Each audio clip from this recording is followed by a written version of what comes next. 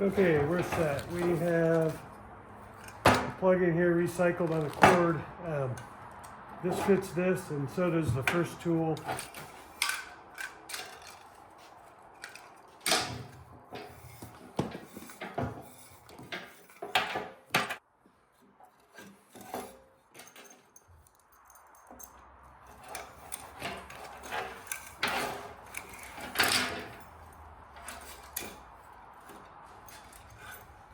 Those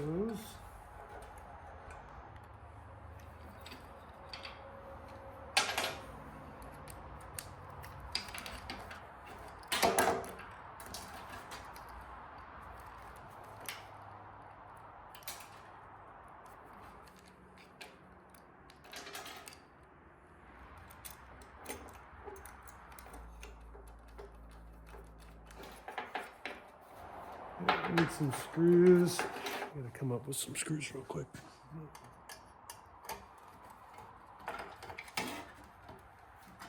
Yeah, totally.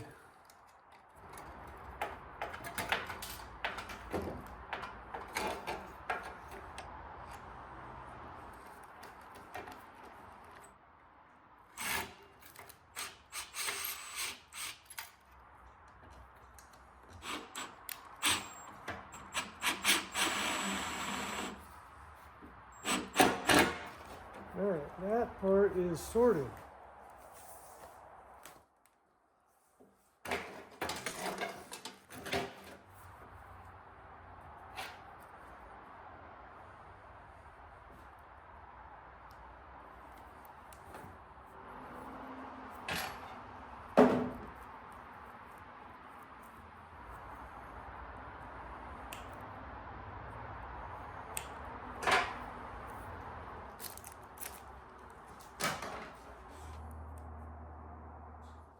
Okay, 1750 RPM.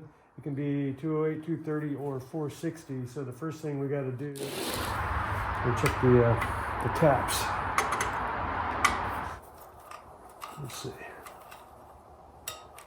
So the red should be 8. The white's 2. The red should be 8. Yep.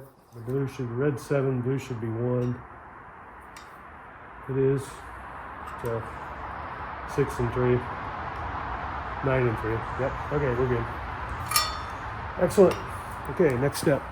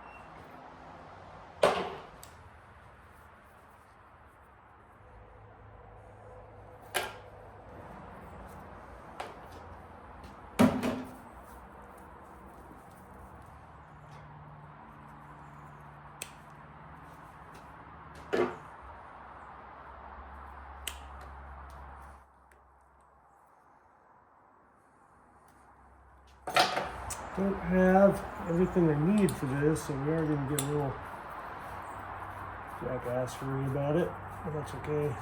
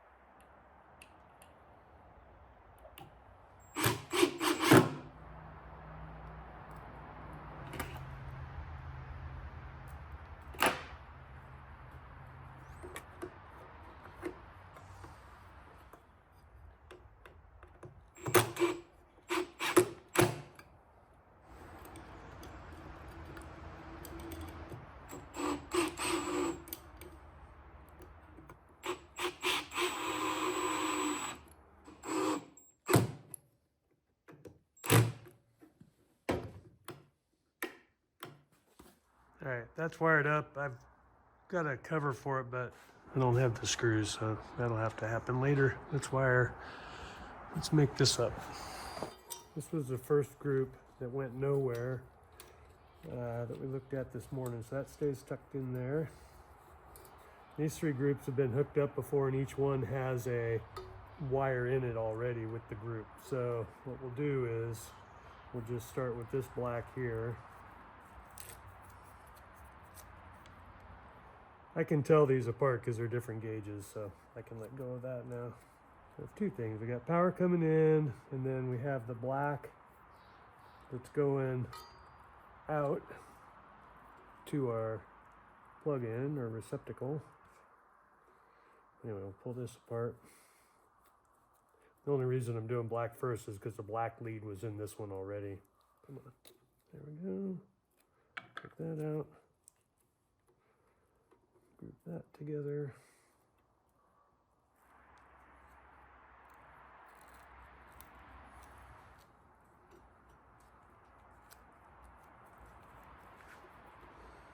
Okay, that's one.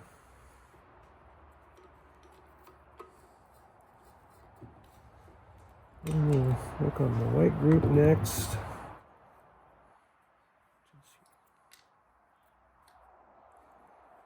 Again, so this is the hot side. One of the hot sides coming in here, the bigger one. And then this is the hot side going out. Let's get that pulled down so they're not twisted in there. Yep, that works. That's our other hot lead coming in from the single phase and going out to the 3-phase there. And then we have a single red wire going out to the 3-phase as well. We'll take this side off. Yeah, I probably could have used that tan one there. We'll be okay.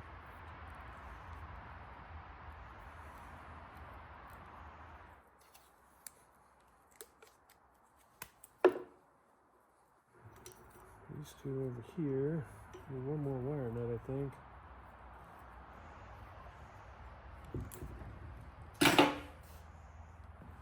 All right, I crimped those together, and that should all be good.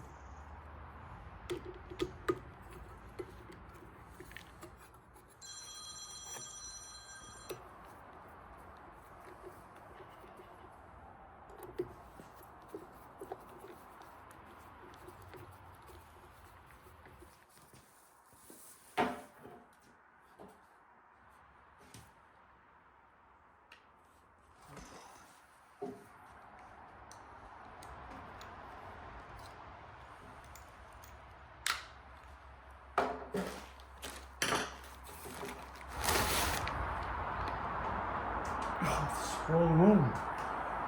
Those boogers. Hang on. All right, easy salvage on that one. I pulled one off of a tool I don't use very often at all, but now that I've pulled it off, I'll probably need it tomorrow. But it'll work for the job today. What I needed was these 30 amp.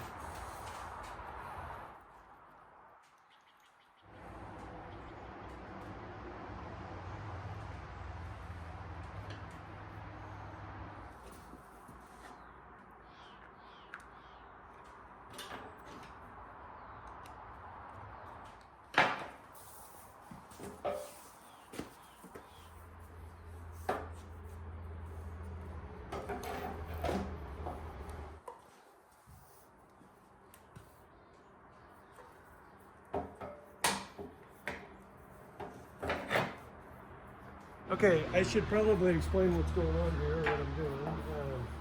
I'm building a rotary phase converter. Not building, I just built it. So there's a lot of different ways you can do this. You can buy them. You can buy kits. I guess you can buy kits. You can buy instructions. For these, there's tons of information, but this is just kind of like a a low end, low involvement type system that I use. And it works on the principle that any three-phase motor will run on single phase if you get it turning first. And that's the fact. So all the capacitors, the start capacitors, all that stuff, or another motor, a starter motor, to get the thing turning is all just a way to get it turning. But there's another way to get the motor turning before you apply power, and that is just turn it. And so if you have two hot single phases coming in to a switch that you then wire into the motor, and the motor has 3 leads coming out because it needs 3 hots. Needs 3 hots normally to run, but it will run on 2 of them. And then you get the motor spinning, close that switch. These are now hot. The motor's spinning, it keeps running, and now it's making that 3rd line here, and that feeds the receptacle here, which you then plug your equipment into, and you're up and running. So I'll demonstrate here in a minute. Okay, we got power in right here. That's 220 single phase. We've got our starter right here. And switch is in the off position. There's power going to the switch.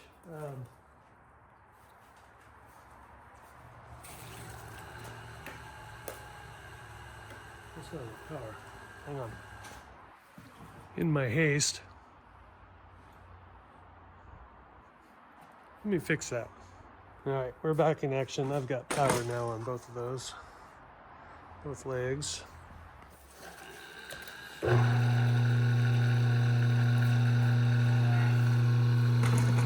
that's running.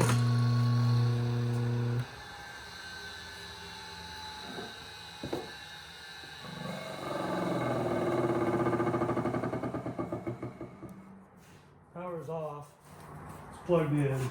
Power to one side of the switch. Wrap this up. Now it's running. Okay. 119 volts. 119 volts. This one should be a wild leg. Yeah, so 172 high leg or red leg, wild leg, jack leg, whatever. And then across them should be 240-ish down to 208-ish. There's 215, 216. So the next thing to do is to try it on a tool. I'll be right back.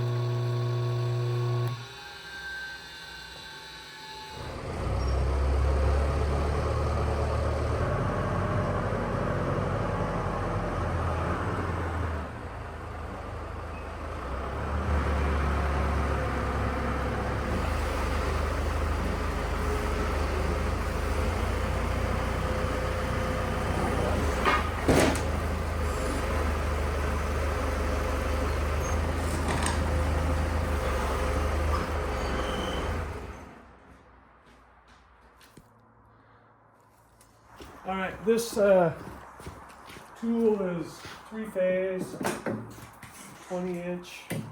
Where's DeWalt? Yeah, DeWalt 20-inch. It was set up cutting aluminum extrusions. Got it from the scrapyard for 11 cents a pound. I think it was like 46 bucks or something. I don't know if it works. I'm sure it does. We'll give it a shot.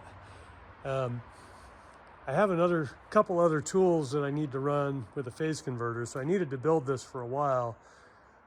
This was the impetus for it, but I have another one that I think I'm going to pull out to test now that the phase converter is built. I don't know if this is going to work, but we'll find out. I have a project for it that may work really well now if we get it running, so we'll see.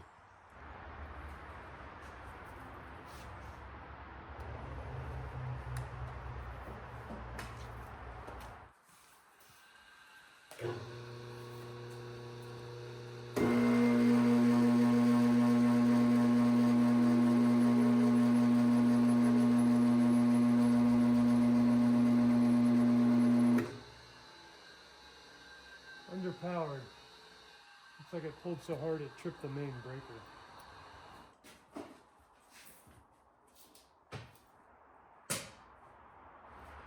Okay, so it's not that it won't run it. It's just the startup amps are enough that maybe I should start by explaining a little bit about my system here. So this place runs off of a 4 or a 6 gauge power cord that comes from my pump house down on the other side of the shipping containers. I'll walk you down there, and it's basically just extension cord, big one, that feeds that spider box. It feeds my raceway up here, it feeds my lights, feeds everything. It actually feeds another spider box over here that my welder and stuff runs off of.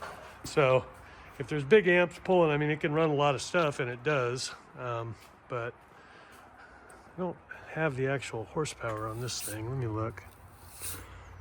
Okay, it says max. It says horsepower max 20. So I seriously doubt that's a 20 horsepower motor, even if it was. Oh, you know what? I just realized something. I need to check the taps on that. It might be 460 only. Let me look into that, because that would change everything. It may run on the lower voltage. I gotta investigate. Stand by.